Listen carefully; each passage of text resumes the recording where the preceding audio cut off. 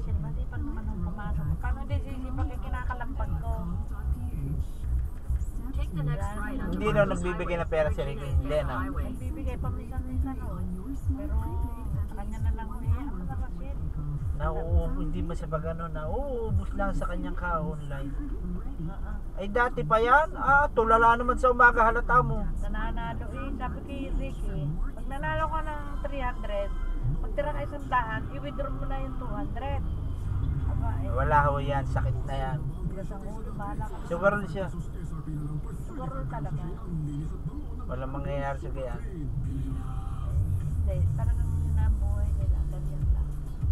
Wala na yung pag-asay. Pwede ka lang. Basta naidadrive ako dito. Isipin mo yung may 700 siya.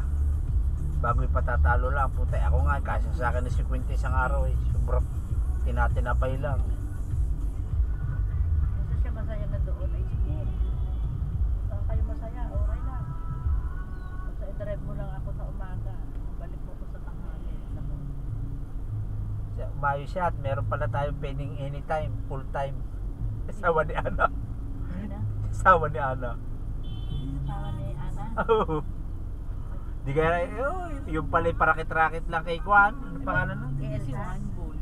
Yung, oh! Shit! Putang ina mo! Anong ina? Alex!